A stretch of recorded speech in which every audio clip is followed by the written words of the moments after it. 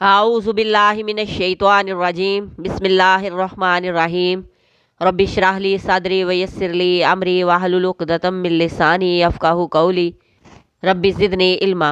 سورہ بقرہ کی آیت نمبر 264۔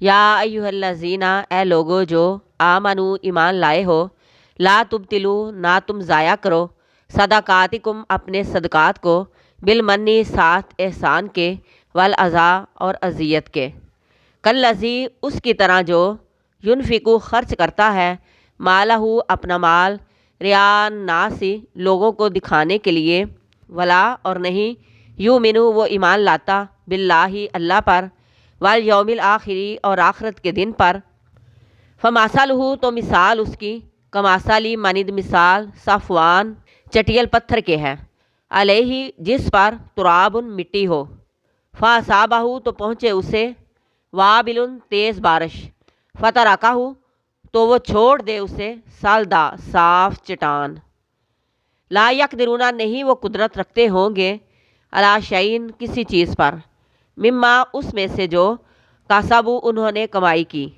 واللہ اور اللہ، لا یہدی القوم الکافرین نہیں وہ ہدایت دیتا ان لوگوں کو جو کافر ہیں۔ اے ایمان والو، اپنے صدقات کو احسان اور اذیت دے کر ضائع نہ کرو۔ ایسا صدقہ ضائع جائے گا جس کا احسان تم نے جتا دیا، یا دو چار باتیں سنا کر جس کو صدقہ دیا اسے دکھ دیا، تو ایسا صدقہ کل قیامت کے دن کوئی فائدہ نہ دے گا۔ منافقوں کی طرح مال خرچ نہ کرو، جو صرف اپنا مال لوگوں کو دکھانے کے لیے خرچ کرتے ہیں، نمائش کے لیے خرچ کرتے ہیں، واہ واہ سمیٹنے کے لیے خرچ کرتے ہیں۔ یہ لوگ اللہ اور آخرت کے دن پر ایمان نہیں رکھتے۔ یہ منافق لوگ ہیں جن کا ایمان تو ہے نہیں، لیکن صرف مجبوری میں دنیا کی تعریفیں حاصل کرنے کے لیے مال خرچ کر دیتے ہیں۔ تو ایسی ریاکاری اور دکھاوے کی مثال ایک پتھر کی چٹان کی سی ہے جس کے اوپر مٹی پڑی ہو، پھر اس چٹان پر تیز بارش پڑے تو اس بارش نے اسے پھر سے صاف چٹان بنا دیا، جیسے کہ کچھ تھا ہی نہیں۔ بالکل اسی طرح جو لوگ اپنا مال خرچ کرتے ہیں ریاکاری کے لیے، شہرت نمائش کے لیے، یا خرچ کر کے احسان رکھتے ہیں، یا باتوں باتوں میں جس کو دیا اسے ذلیل اور حقیر کرتے ہیں، تو ایسے ہی لوگوں کا اجر ضائع ہو جاتا ہے۔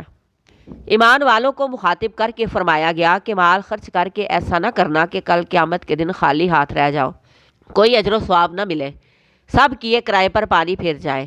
شیطان اول تو صدقہ کرنے سے روکتا ہے، پھر اگر بندہ صدقہ کر لیتا ہے تو شیطان کوشش کرتا ہے کہ کسی طرح اس کا اجر ضائع کرا دے، احسان جتا کر یا اذیت دے کر۔ لہٰذا اے ایمان والو، اس کے وار سے بچو۔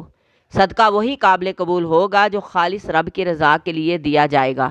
ایسا صدقہ جو کسی اور مقصد، مثلا ریاکاری یا احسان یا بڑا بننے کے لیے دیا جائے گا، کل قیامت کے دن اس کا کچھ فائدہ حاصل نہ ہوگا۔ ایسے ہی لوگ اپنی کمائی ہوئی نیکیوں میں سے کچھ بھی فائدہ اور اجر نہ پائیں گے، اور اللہ کافروں کو، انکار کرنے والوں کو ہدایت نہیں دیتا۔ منافقوں اور ریاکاروں کو کبھی ہدایت نہیں ملتی۔